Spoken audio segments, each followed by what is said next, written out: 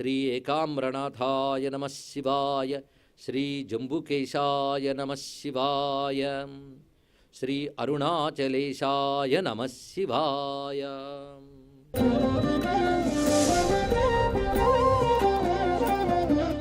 శ్రీకాళహస్తి వైభవమంతా కూడా స్కాంద పురాణంలో చెప్పబడుతుంది ప్రత్యేకంగా. ఇది కాకుండా సూత సంహిత అనే వేదాంత గ్రంథంలో శ్రీకాళహస్తి మహిమ చెప్తాడు.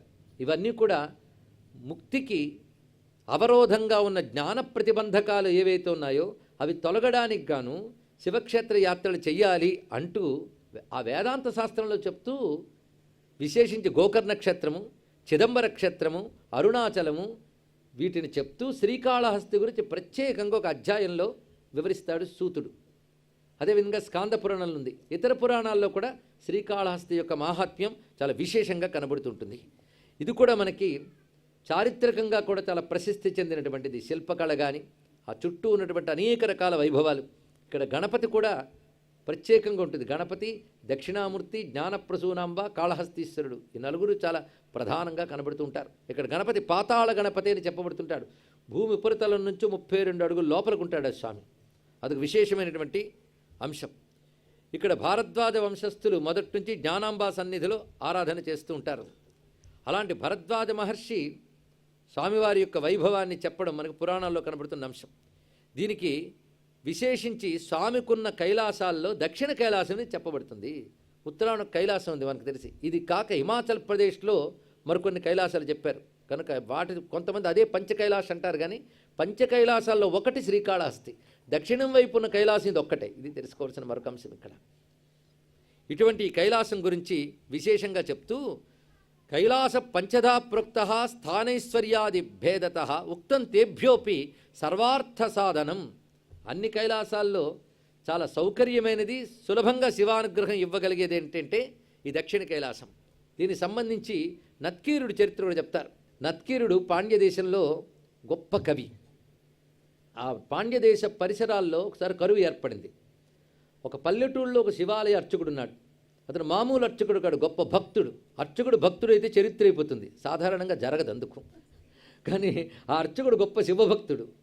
ఆయన శివుడికి లోటు లేకుండా చూసుకోవాలనుకుంటున్నాడు. కానీ కరువు ఎక్కువైపోవడంతో శివుడికి నైవేద్యం పెట్టడానికి కూడా ఇబ్బంది అయ్యి, స్వామి కొంతకాలం నేను అటు ఇటు తిరిగి ఏదో నా పాటలు నేను పడతాను, కానీ నీకేమి పెట్టట్లేదని బాధతో ఇక్కడ బతకలేకపోతున్నా, కాబట్టి కొంతకాలం నేను బయటికి వెళ్ళి వస్తాను నీవు అనుకోకు అని చెప్పి వెళుతుంటే శివుడు ప్రత్యక్షమై నీకు బాధపడకుండా నేను ఒక ఏర్పాటు చేస్తున్నా. ఎందుకంటే ప్రస్తుతం కాలాన్ని అనుసరించి నేను కూడా చూసుకుంటాను కనుక కరువు ఉంది. కానీ నేను ఒక పద్యం రాసిస్తాను, అది తీసుకువెళ్ళి పాండ్యరాజుకు వినిపించు. ఆయన కవితాప్రియుడు, ఆయనకి కావలసిన సంపదలు ఇస్తాడు, వాడితో హాయిగా నువ్వు వచ్చి ఇక్కడ కరువు తీరా నన్ను పూజించుకోవచ్చు అని చెప్పాడు. ఇదేదో బాగుంది అనుకున్నాడు. ఇచ్చిన పద్యం పట్టుకెళ్ళాడు ఆయన. ఆ పద్యం చెప్పగానే రాజుగారు చాలా సంతోషించి ఇక కొత్త కవి గారికి కానుకలు ఇద్దాం అనుకుంటూ ఉంటే అందులో ఉన్నటువంటి ఒక కవి, పెద్ద కవి, ఆస్థాన కవి నత్కీరుడు అనేటువంటి ఆయన లేచి పద్యం తప్పన్నాడు. ఇవాళ కానుకలు ఇచ్చిగయ్యా తప్పు పద్యం రాశాడని. ఏమిటి రచించాడంటే స్త్రీ యొక్క కురులు అంటే వెంట్రుకల్ని వర్ణిస్తూ సహజ సుగంధంగా ఉన్నాయని వర్ణించాడు ఆయన. ఎప్పుడైనా వెంట్రుకలకు సహజ సుగంధం ఉండదు కనుక ఇది అనౌచిత్యం ఉన్నది. అనౌచిత్యం అనేది రసభంగం ఏర్పరుస్తుంది, ఔచిత్యమే రసము అన్నాడు క్షేమేంద్రుడు. కాబట్టి కవితారీతుల ప్రకారంగా కూడదు కనుక ఔచిత్యమే రసం అన్న క్షేమేంద్రుని వాక్యానికి ఇది విరుద్ధంగా ఉంది కనుక ఇది ఉత్తమ కవిత్వం కాదన్నాడు నత్కీరుడు. ఇది విషయం. ఎప్పుడైతే ఆ విధంగా అన్నాడో వెంటనే ఏమంటావు దీనికని అన్నాడు. ఏదో సొంత కవిత్వం అయితే సమర్థించుకునేవాడు, ఎరువు కవిత్వం అయ్యి ఎవడో ఇచ్చిన కవిత్వం పట్టుకుని తానే సమర్థన చేస్తాడు, నీళ్లు నమ్మలేడు. వెంటనే కానుక లేదు పో అన్నాడు. వెంటనే తిన్నగా శివుడి దగ్గరికి వచ్చి నువ్వు నీ పద్యం పెట్టుకో అన్నాడు. ఆకలి బాధ ఒక్కటే నాకు ఉండేది, ఇప్పుడు నీ వల్ల అవమాన బాధ ఒకటి ఎదురయ్యింది అయ్యా, నాకు నిండు సభలో అవమానం వచ్చింది, తప్పుడు పద్యం ఇచ్చి నన్ను పంపిస్తావా అన్నాడు. వెంటనే శివుడు వచ్చి తప్పుడు పద్యమా ఎవడన్నాడు రా అన్నాడు. అక్కడ ఒక ఆయన ఉన్నాడులే, ఆయన అన్నాడు పద నేను వస్తానన్నాడు. ఇతనికైతే యథాతథంగా కనబడ్డాడు కానీ సభలోకి అలా రాడు. అందరికీ వేషం మార్చుకున్నాడు, మంచి పండితుడి వేషం, తలపాగా పెట్టుకున్నాడు, విభూతి పట్టు పెట్టుకున్నాడు, చేతిలో ఒక దండం పట్టుకున్నాడు, మంచిది మంచి పండిత్ శాలువా వగేరా వగేరా చాలా ఉన్నాయి, కంకణాలు, ఇంకా చెప్పడానికి ఏమున్నది. వీటన్నిటితో వచ్చాడు సభలోకి. ఈ పద్యం నేనే రాసి పంపించాను పేద బ్రాహ్మడికి కరువు తీరాలని. ఆ పద్యం తప్పన్నట్టు మీలో ఎవడన్నాడు? వెంటనే లేచి చెప్పాడు నత్కీరుడు, నేనే అన్నానని. ఏమిటి ఆ తప్పు? కురులకు సహజ గంధం ఉంటుంది అన్నారు, నేను ఉండదు అని చెప్పాను అన్నాడు. అరే నాకు తెలిసి ఉంటుంది అన్నాడు. నీకు తెలిసి అంటే నువ్వెవరు అన్నాడు. నాకు తెలిసి ఒకే స్త్రీ, ఆవిడికి సహజ గంధం ఉంది అంటే ఎవరు? పార్వతీదేవి. ఆవిడ కురులకు సహజ గంధం ఉందిట. ఎందుకంటే చంపకా శౌక పున్నాగ సౌగంధికల సత్కచా కదా. ఆవిడికి దేవతా ఉద్యానవనాల్లోని కుసుమాలు పెడతారట. ఆ కుసుమాల గంధం తలకి రావడం కాదు, ఆ వెంట్రుకలకున్న గంధం ఆ కుసుమాలకు కావాలని పెట్టుకు వస్తాయిట అక్కడికి. చూడండి ఇక్కడ అంత సహజ గంధం ఉంది. ఎవడైనా తనకు అనుభవంలోనూ తాను రాస్తాడు, అంతే కదండి ఇక్కడ. కనుక తన అనుభవం తాను రాశాడు. అరే మరి పార్వతీదేవికి ఉందే అన్నట్టు ఆయన. అప్పుడైనా పోల్చొద్దండి నత్కీరుడు.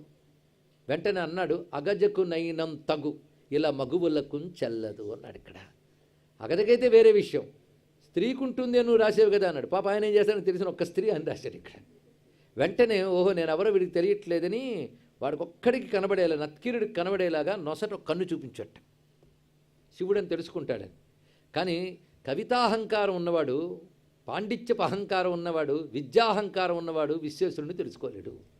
వెంటనే అతను ఏమన్నాడంటే, తల చుట్టువార కన్నులు కలిగినను పద్యంబు తప్పు అన్నాడు. నుదుటి మీద కళ్ళు కాదు, తల చుట్టూ కళ్ళు పెట్టుకుని పద్యం తప్పే అన్నాడు ఇక్కడ. వెంటనే శివుడు ఏం చేశాడంటే, కవితాభిమానం వహించి మాట్లాడుతున్నావు కనుక కుష్ఠవ్యాధికి వస్తుంది నీకు పో అని చెప్పించాడు. ఈ కథ చాలామందికి ప్రసిద్ధి. ఆయన మరి ఎందుకు ప్రస్తావన చేశాడంటే, ప్రసిద్ధి అవ్వడం వల్ల ప్రమాదం ఒకటి ఏర్పడింది, అందుకు ప్రస్తావన చేయడం జరిగింది. అరే ఇతరు శాస్త్రబద్ధంగా మాట్లాడాడు కదా, ఆ శివుడికి అంత కోపం ఏంటంటే కుష్ఠవ్యాధికి వచ్చి అని చెప్పించేయడమేనా? ఇక్కడ మనం గమనించవలసింది ఏంటంటే, కవిత్వాలు, అలంకారాలు, పాండిత్యాలు ఎంతవరకంటే సత్య సాక్షాత్కారం అయ్యేవరకే. సత్యం కనబడగానే అహంకారం వదిలేయాలి. ఈ కవిత్వాలు ఇక్కడ చెల్లుతాయండి. ఈ దూర్జటే అంటాడు, ఏ లీలన్ను తియింప నేర్తు ఉపమోత్ప్రేక్షాధ్వని వ్యంగ్య శబ్దార్థాలంకార విశేష భాషలకు అలభ్యంబైన నిరూపమున్ చాలు కవిత్వముల్ నిలుచునే సత్యంబు వర్ణించుచో చీ లజ్జింపరుగాక మాదృశ కవుల్ శ్రీకాళహస్తీశ్వర అన్నాడు ఇక్కడ. కవిత్వాలు పాండిత్యాలు నువ్విస్తే వస్తాయి, అది పట్టుకుని నిన్ను వర్ణించడు, నీతో చార్వాకమాడ్డం ఏమిటయ్యా ఇది ఇక్కడ. కానీ అహంకారం ఉందే, పాండిత్యపు అహంకారం, అది చాలా ప్రమాదం. నిజానికి ఆ పేద బ్రాహ్మణుని అనుగ్రహించదలుచుకోలేదు శివుడు, ఈ నత్కీరుని బాగు చేయదలుచుకున్నాడు. నత్కీరుడు గొప్ప శివభక్తుడు, మహాత్ముడే. అహంకారం ఒకటి తీసేస్తే గొప్పవాడే, కానీ అహంకారం తీసేయాలి. భగవంతుడు ఇచ్చే ట్రీట్మెంట్ ఏంటంటే అహంకారాన్ని తీసేయడమే. ఎందుకంటే అహంకారం తీసేసాడంటేనే అనుగ్రహం లభిస్తుంది. మనంతర మనం తీసుకోలేం కనుక ఆయన తీస్తాడు. అందుకే అహము తొలగించుదవు అరుణాచల, అదే సబ్జెక్టు మొత్తం. పరమేశ్వరుడు అందుకొచ్చాడు. ఎప్పుడైతే కుష్ఠవ్యాధి వస్తుందని చెప్పించాడో అప్పుడు వచ్చింది బుద్ధి. ఒంట్లో బాగుంటేనే కవిత్వాలైనా కాకరకాయలైనా. అది వెంటనే పాదాల మీద పడి, ఏమిటయ్యా నేను అజ్ఞానం వహించాను, ఈ కవితాభిమానము వహించి తినేటికి. ఈ కవిత అనే పొసెసివ్నెస్, దానితో ఎంత అహంకారానికి లోనయ్యాను నేను. పైగా దేవదేవుడైన పరమేశ్వరుడు ఎదురుగా కనబడుతూ ఉంటే, సర్వసత్యాలకి వాక్యాలకి గమ్యమైన భగవంతుడు కనబడ్డాక ఇంకెవి పట్టుకు వేలాడతారండి ఎవరైనా? ఎంత అహంకారం! నువ్విస్తే వస్తుందయ్యా అక్షరం, అది పట్టుకుని నీతో చార్వాకమడ్డమా? కనబడ్డం అంటే ఎన్ని జన్మల తపస్సు చేస్తే వస్తావు. అలాంటిది కనిపించిన అద్భుతాన్ని గుర్తించలేకపోయానే. అందుకు గుర్తించలేకపోవడం గనకనే ఆ గుర్తించలేని వ్యక్తిత్వం ఎలాంటిది అంటే కుష్ఠవ్యాధిగ్రస్తమైన దేహం లాంటిదే అంతే. కనుక నువ్వు కుష్ఠవ్యాధిగ్రస్తుడు అవుతాను శపించాడు. పరిహారం ఏంటని అడిగాడు. పరిహారం ఏమున్నది? కైలాసానికి వెళ్ళి నా దర్శనం చెయ్యి, అప్పుడు నీకు ఆ రోగం రాదు అని చెప్పాడు. వెంటనే ఇప్పుడు కైలాసానికి బయలుదేరాడు. ఉండదేమో పాండ్య దేశం. ఇదేదో కేవలం కళ అని తీసేయడానికి లేదు, సభలో జరిగింది అని అంతర్ధానం కూడా అయిపోయాడు. మరి ఇంకా తెలిసిపోయింది ఇక్కడ. కాబట్టి ఎలాగైనా కైలాసానికి వెళ్ళాలి. ఎప్పుడు వెళ్ళాలి? రోగం వస్తే చూసుకుందామని కాదు, ముందే బయలుదేరాడు. లేకపోతే నడవద్దు. బయలుదేరుతుంటే క్రమక్రమంగా రోగం పెరుగుతుంది. అలా పాండ్యదేశం నుంచి వస్తూ ఒక అడవిలో వెళ్ళాడు. అడవిలో కూర్చున్నాడు. అది కూడా ఒక చెట్టు కింద కూర్చున్నాడు. అక్కడ ఒక వాగు ప్రవహిస్తోంది. ఆ వాగులో పడినటువంటి ఎండుటాకులు చేపలైపోతున్నాయి. నేల మీద పడ్డ ఎండుటాకులు పక్షులు ఎగిరిపోతున్నాయి. అలాంటి వింత వృక్షాలు కొన్ని ఉంటూ ఉంటాయట కొన్ని రకాల అరణ్యాల్లో. మనకు తెలిసిన అరణ్యాలు ఇన్నని పోని ఆ రోజుల్లో ఉండేవనుకుందాం. పోని ఇది జరిగి కూడా కొన్ని శతాబ్దాల క్రితం నాటి చరిత్ర. ఇది హిస్టరీ అండి, పురాణంలో అది కాదు, ఇది హిస్టరీ. ఇతడు ఆశ్చర్యపోయి చూస్తున్నాడు. ఇదేమిట్రా, ఈ బయటపడ్డ ఆకులు అలా వెళ్ళడం ఏంటి, ఇది ఇలా వెళ్ళడం ఏంటి? ఏదో మహిమ కలిగినటువంటి ఒక అరణ్యం అనుకున్నాడు. ఇలా అనుకుంటున్నాడో లేదో ఆయన ఒకటి చేత్తో పట్టుకున్నట్ట. ఎంత ఉన్నాడంటే ఇన్ని చేతితో పట్టుకోగలడు, అంతున్నాడు, అంత పెద్దవాడు పట్టుకున్నాడు. అది ఎవడంటే బ్రహ్మరాక్షసుడు. ఆయన తిన్నగా ఈయన తీసుకెళ్ళి గుహలో పడేసి దాని రాయిని మళ్ళీ అడ్డం పెట్టాడు. ఆ గుహలో వీళ్ళంటి వాళ్ళు 99 మంది ఉన్నారు. ఈయన చేరగానే హోరుమని ఏడ్చేట్టు వాళ్ళందరూ. ఇదేమిటి, నన్ను చూసి ఏడుస్తున్నారు, బ్రహ్మరాక్షుని చూసి ఏడవాలి, ఎందుకు ఏడుస్తున్నారంటే ఎంతకాలం బిక్కుమంటున్నాం. వాడు ఇప్పటికి ఒక్కొక్కరిని తెచ్చిందులో పెట్టేశాడు. వాడికి 100 మంది అయితే కానీ నోటికి ఆనదుట. అందుకు ఇంతవరకు ఒక్కొక్కరిని పెట్టాడు. 100వ వాడు రాకూడదు అనుకుని నువ్వు వచ్చేసావు. ఇప్పుడు వెళ్ళాడు స్నానం చేసి మడికొట్టుకొచ్చి తినడానికి. తర్వాత పరిశీలన చేస్తాడు, లాగించేస్తాడు అని వాళ్ళు ఏడవడం మొదలెట్టారు. వెంటనే అన్నాడు, ఏం భయపడకండి, మా స్వామి ఉన్నాడు, ఆయన చూసుకుంటాడు అని వెంటనే మఠం వేసి కూర్చుని సుబ్రహ్మణ్య స్మరణ చేశాడు. సుబ్రహ్మణ్య షడక్షరిని సాధన చేయడం మొదలుపెట్టాడు. ఇక్కడ ఆ తారకాసుర సంహారకుడు, దారుణ శక్తిధరుడు ఆయన సుబ్రహ్మణ్యుని ఒక్కసారి స్మరించి కీర్తించగానే స్వామి అప్పటికప్పటిక్కడ ప్రత్యక్షమయ్యాడండి. ప్రత్యక్షమై ఆ అసురుని సంహరించి ఆ అడ్డు తొలగించి 100 విడిపించాడు. అప్పుడు అందరూ ఎవరి దాన్ని వాళ్ళు వెళ్ళిపోయారు. ఈయన వచ్చినందుకు కృతజ్ఞతలు చెప్పుకున్నారు. ఎంతమందిని బ్రతికించాడు, అందరూ వెళ్ళిపోయారు. ఈయన మాత్రం వెళ్ళలేదు. సుబ్రహ్మణ్యుడి దగ్గర అలాగే నిలబడ్డాడు. ఏనాయనా ఏంటి విషయం అన్నాడు. మీ నాన్న చెప్పించాడయ్యా నన్ను కైలాసానికి వెళ్ళమన్నాడు. ఇప్పుడు ఆరోగ్యం అప్పుడప్పుడే సన్నగిల్లుతుంది. ఎక్కడి కైలాసం, ఎలా వెళ్ళగలను చెప్పు, నేను ఏం చేయమంటావు? అవునా, సరే అందులో మునుగు అని చెప్పాడు. ఆ మునిగి కళ్ళు తెరిచేటప్పటికల్లా శ్రీకాళహస్తిలో ఉన్నాడండి ఆయన. అప్పుడు సుబ్రహ్మణ్యుడు అక్కడ కనబడి, ఇక్కడ పర్వతాన్ని చూడు, కైలాసాన్ని దర్శించినట్లే అన్నాడు. ఎప్పుడైతే అక్కడ దక్షిణ కైలాసాన్ని చూశాడో వెంటనే కుష్ఠవ్యాధి మొలక దశలోనే పోయింది. ధన్యుడై చక్కని శరీరంతో నత్కీరుడు కాళహస్తీశ్వరుడిపై అత్యద్భుతమైన శతకాన్ని ద్రవిడ భాషలో రచించాడు. చాలా గొప్ప గొప్ప భావాలు ఉంటాయి. అవి ఇప్పటికీ కూడా పారాయణ యోగ్యం. తమిళ భాషలో శివభక్తులు అది పారాయణ చేసుకుంటూనే ఉంటారు ఎప్పుడు కూడా. శ్రీకాళహస్తిలో ఉన్నటువంటి ద్రవిడ భాషలకు బాగా తెలుసు. అయితే దాని తెలుగు అనువాదాన్ని ఒకప్పుడు చూసే భాగ్యం కూడా నాకు లభించింది, కానీ చెప్పే సమయం మాత్రం లేదు. కానీ రమ్యమైనటువంటి నత్కీరుడి శతకం చాలా గొప్పగా రచించాడు ఆయన. అంటే ఇది చెప్పడం ఏంటంటే ఇక్కడున్నది సామాన్యమైంది కాదు, కైలాసమే. అటువంటి భావనతో ఉంటే మాత్రం అనుగ్రహం తప్పకుండా ఉంటుందండి. అయితే కేవలం టూరిస్టుల్లా తిరగడం వల్ల మనకు తెలియట్లేదు. శ్రద్ధతో వెళితే మాత్రం ప్రతిదాన్ని విశ్వసించి శాస్త్రం చెప్పిందని నమ్మితే చాలు, అక్కడ సాధన చేస్తే తదనుభూతి మనం పొందగలం. అందుకే ఇది సాక్షాత్తు కైలాసమే. చూసారా, మంచు బాధ లేదు. ఆ తోవలో రకరకాల టూరిస్టులు బస్సులు పట్టుకోవాల్సిన అవసరం లేదు. చల్లని నీటిలో మునగక్కర్లేదు, నాకు ఊపిరాడుతుందా అని అడగక్కర్లేదు. హాయిగా అందే కైలాసం మన కోసం అందించిన శివుని యొక్క దయకి నమస్కారం చేసుకుందాం. మనం దివ్యమైన ఈ కైలాసాన్ని నమస్కారం చేసుకుంటూ, శ్రీమద్ దక్షిణ కైలాస స్థానం సర్వజనాశ్రయం తపకర్తుం యతోత్రైవ సుకరం నాణ్యతో ధ్రువం. తపస్సు చేయడానికి ఇంతకంటే గొప్ప చోటు లేదు అని తెలుసుకుని బ్రహ్మాది దేవతలు కూడా ఇక్కడ తపస్సును ఆచరిస్తూ ఉంటారు. అందుకే తపక్షేత్రం ఇది, జ్ఞానక్షేత్రం ఇది. కానీ కలి ప్రభావం చేత జ్ఞానక్షేత్రం తపక్షేత్రం అనేది మరిచిపోయి కేవలం రాహుకేతువులు పూజలు చేసుకోవడానికి పనికొచ్చిందని మారిపోయింది. ఆఖరి శ్రీకాళహస్తిలో జ్ఞానప్రసూనాంబ శ్రీకాళహస్తీశ్వరుడు ఉన్నాడని మర్చిపోయి రాహుకేతువే అందరూ గుర్తొస్తుంది. కానీ ఇవి ప్రాచీనంలో ఎక్కడా లేవు. ఇక్కడున్న పెద్దవాళ్ళు అప్పుడు కాళహస్తిని ధ్యానించుకుంటే ప్రశాంతత ఏమిటో అక్కడ ఉండేది. ఎందుకంటే ఒక క్షేత్రానికి ఒక లక్షణం ఉంటుంది. ఏం చేస్తాం, ఏది తప్పు కాదు, ఏది ఒప్పు కాదు, అన్ని గొప్పవే. దేని ప్రత్యేకత దానికి. విశ్వనాథ వారు ఒక మాట అంటారు, తిరుపతికిన్ పోయి ఒడలి నగలెల్ల తీసి ఇచ్చెదరు, హరా నిన్ను చూచి ఒక నమస్కారం ఆచరించెదరు అన్నారు. అక్కడికి వచ్చి నగలన్నీ తీసిచ్చేస్తారట. అప్పుడు అందరూ వెళ్ళడం అంటే ఇదే. తిరుపతికి వెళ్తారు, అక్కడ నిలువుదోపిడీలు వగేరా వగేరా అన్నీ అయిపోతే ఈయన దగ్గరికి వచ్చి ఖాళీ చేతులతో నమస్కారం చేసి వెళ్ళిపోతారు. అదిట శ్రీకాళహస్తి అంటే.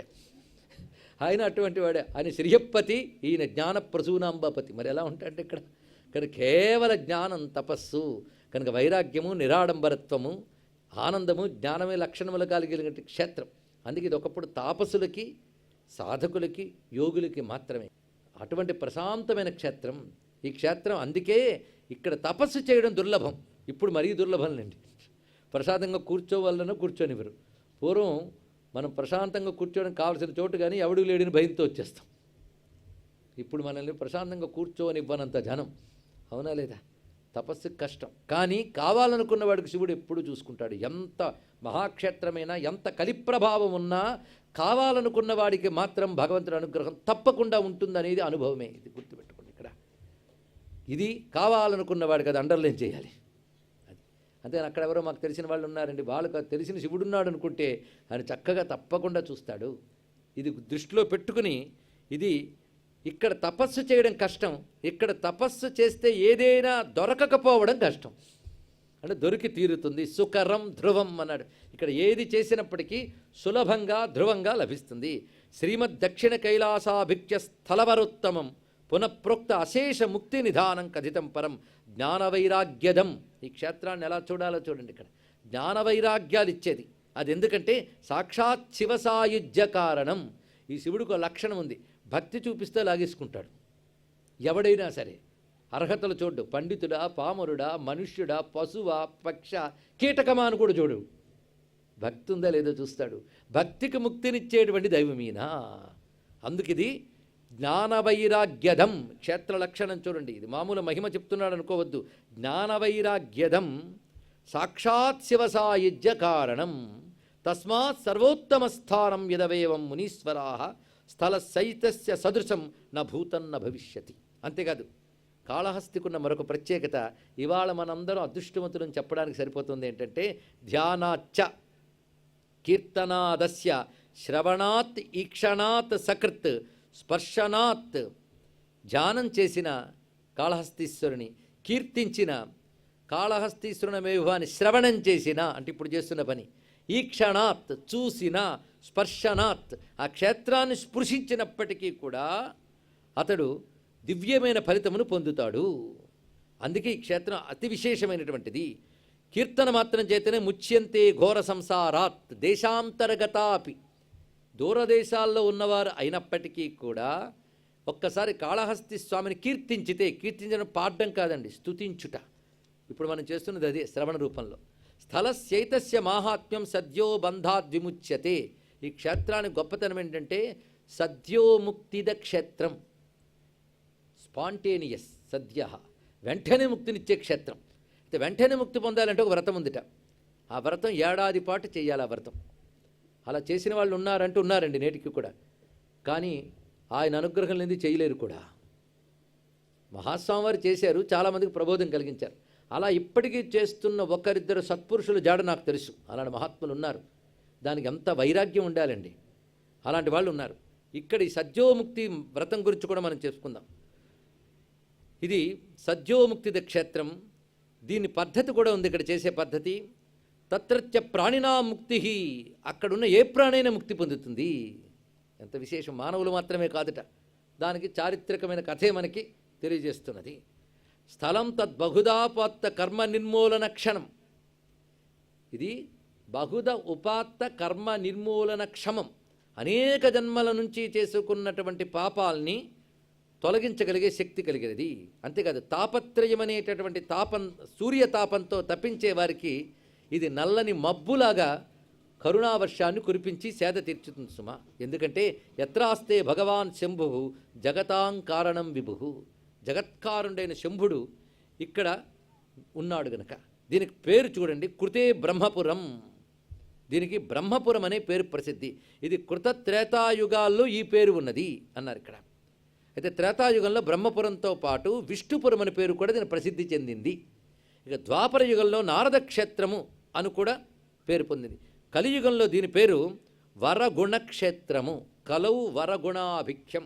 వ్యవహారంలో మనం శ్రీకాళహస్తి అంటున్నాం, కానీ దీని అసలు పేరు కలియుగంలో వరగుణక్షేత్రం. ఇది దీని ఒక ప్రత్యేకత. అది కృతయుగంలో ఇది బ్రహ్మపురం, త్రేతాయుగంలో విష్ణుపురం, ద్వాపర యుగంలో నారదపురం, కలియుగంలో వరగుణపురం. ఇది అటువంటిది కాళహస్తి. అయితే కాళహస్తి అనేది పేరు ఎందుకు వచ్చిందో తర్వాత మళ్ళీ చెప్తున్నాడు ఇక్కడ. ఇక్కడ ఈ స్వామికున్న విశేషం ఏంటి అంటే, ఈ లింగం చూడ్డానికి రాయివలే కనబడుతున్నప్పటికీ కూడా ఇది హేమమయంగా, రజతమయంగా, లోహమయంగా ఉంటూ కలిలో శిలారూపంలో కనబడుతుంది. నేటికి దీన్ని స్పృశించితే స్పృశించిన మేర స్వర్ణమవుతుంది అంటారు. ఏ పరశువేది లాంటిదో. అయితే మనం ట్రై చేద్దామంటే అవదట. ఇక్కడ ఎవరు స్వామిని ముట్టుకుని అభిషేకం చేయరు, అర్చకులు కూడా. అందుకే స్వామివారికి ఒక కవచం పెడతారు, నవగ్రహ కవచం అంటది. ఆ నవగ్రహ కవచం పెట్టి దానికే ఆరాధన. ప్రోక్షణాదులతోనే అభిషేకం తప్ప మరేమీ ఉండదు ఇక్కడ. ఎందుకంటే ఈ విషయాన్ని చెప్తారు, స్పర్శిస్తే శరీరంలో సహజ లక్షణం పోతుంది అని. ఇప్పుడు అది మనం పరీక్ష చేయాల్సిన అంశం కాదు, కానీ లింగం సామాన్యమైనది కాదు, అది తెలుసుకోండి. శ్రీకాళహస్తి లింగం సామాన్యమైనది కాదు, ఎవరో చెక్కినది కాదు, ఎవరో పెట్టినది కాదు. స్వామి తనంత తానలా వ్యక్తమయ్యాడు. ఎందుకంటే ఎప్పుడైతే ఈయన అనుగ్రహించాడో దక్షిణామూర్తి రూపంతో, అప్పుడే లింగ రూపంలో ఉన్నాడు. అప్పటి నుంచి చాలామంది కొలుచుకుంటున్నారు. ఆయన ఆ తర్వాత అక్కడ 2 రూపాలతో, కనబడే లింగ రూపంతో పాటు మన కంటితో చూడలేని వాయు రూపంలో ఉంటాడు. ఎందుకంటే వాయువు కూడా కంటికి కనబడదు, కానీ ఒక వస్తువు కదులుతూ ఉంటే గాలికి ఉండదని చెప్పవచ్చు. అందుకే అన్నీ మూసిన గర్భగుడిలో కదులుతున్న 2 జ్యోతుల ఆధారంగా అక్కడ వాయులింగం ఉందని మనం తెలుసుకుంటున్నాం. వాయువు ఈశ్వరుడే, అందులో సందేహం లేదు కదా. మనలో వాయువులు ఉన్నాయి తెలుసు కదా. ప్రాణావా వరుద్రాహ 11 వాయువులు ఉన్నాయి మనలో. పంచ ప్రధాన వాయువులు ప్రాణ అపాన వ్యాన ఉదాన సమానం. ఉపప్రాణములు నాగ కుర్మ కృకర దేవదత్త ధనంజయ కలుపుకొని 10. ఈ ప్రాణాలకు ప్రాణమైన ఆత్మస్వరూపుడు 11వ వాడు. ఇవి ఏకాదశుద్రులు అన్నారు. ఈ ప్రాణస్వరూపుడైన వాడినే మనం వాయువు అంటున్నాం ఇక్కడ, జగత్ప్రాణుడు. అందుకు వాయుతత్వం, అందులో ఉన్న దివ్యత్వం. మీరు వేదంలో కూడా నమస్తే వాయో త్వమేవ ప్రత్యక్షం చదువుతున్నామా లేదా? ఆ వాయుస్వరూప ధ్యానం. అందుకు అటువంటి వాయుతత్వము ఈశ్వరుడు. కనుక పంచభూతాలని శివస్వరూపాలుగా చూస్తే పంచభూతాలు శివముగా మారతాయి. అదే సూత్రం మరొకటి కాదు. అందుకే అటువంటి వాయులింగ రూపంతో కూడా స్వామి ఇక్కడున్నాడు. అయితే శిలారూపంతో లింగంగా కనబడిన తర్వాత అనేక మంది ఈయన కొలుచుకున్నారు. ఏ యుగంలో ఎవరెవరు తపస్సులు చేశారో కూడా శాస్త్రంలో చెప్పారు.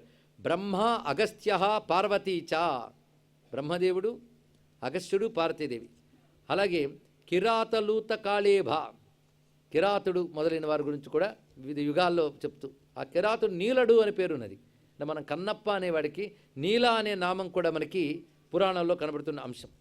ఇలా అనేక మంది మహర్షులు, వాళ్ళ పేర్లన్నీ శాస్త్రంలో ఉన్నాయి. ఎంతమంది శ్రీకాళహస్తిలో తపస్సును ఆచరించారు. ఇప్పటికీ వాళ్ళకి సంబంధించినటువంటి చోట్లు, వాళ్ళు ప్రతిష్ఠించిన లింగాలు కూడా కనబడతాయి. మరొకటి ఇక్కడ విశేషం ఏంటంటే, ఈ క్షేత్రానికి అత్యుత్తమ లక్షణం రావడానికి కారణం, ఇక్కడున్న కైలాస పర్వతంలో ఒక అద్భుతమైన గుహ ఉంది. అది చూడడం చాలా విశేషం.